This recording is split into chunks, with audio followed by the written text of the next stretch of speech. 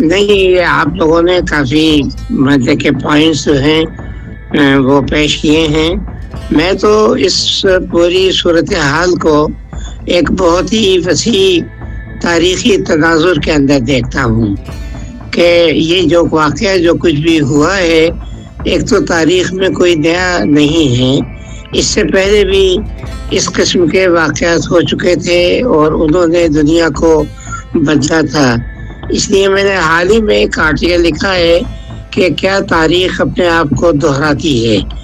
اب یہ جو ٹرمپ نے مثلاً وینزویلا کے صدر اور اس کی بیوی کو قید کر کے لائے ہیں اور ان پہ مقدمہ چلا رہے ہیں.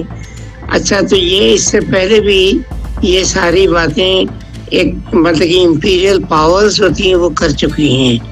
اب مثلاً آپ بہت پرانے اس پہ چلے جائیں منگولوں کے پیریڈ میں، تو منگولوں میں ہلاکو خانے بغداد میں جا کر اور اس کے آخری خلیفہ کو قالین میں لپیٹ کر اور دم گھونٹ کے مار دیا تھا.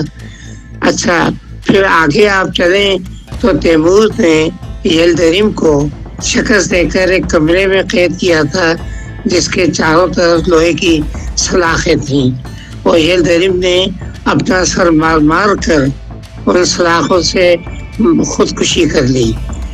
اور خود ہماری اپنی تاریخ میں دیکھ لیں کہ 1857 کے ہنگامے کے بعد مطلب کہ بہادر شاہ ظفر کو قید کیا گیا، اور بہادر شاہ ظفر جو انڈیا کا بادشاہ تھا، شہنشاہ تھا سمجھے، یعنی جس کے پاس اقتدار اعلیٰ تھا، اس پہ غداری کا مقدمہ چلایا گیا اور اسے رنگون میں بھیجا گیا، جہاں اسے رنگون کے گورنر کا جو گیراج تھا اس گیراج کے اندر رکھا گیا.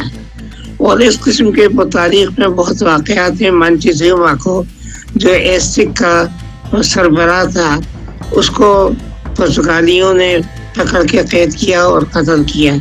تو یہ اس لیے بھی کرتے ہیں، پہلے زمانے میں تو یہ تھا کہ چونکہ لوگوں کی وفاداری اپنے سربراہ سے ہوتی تھی تو وہ سربراہ کو ہی ختم کر دو اور ملک پہ قبضہ کر کے لوگوں کو مجبور کرو کہ وہ غیر ملکی اقتدار جو ہیں اس کے وفادار ہو، جیسا کہ ہندوستان میں ایسٹ انڈیا کمپنی نے کیا کہ ہم سب اس کے وفادار ہو گئے.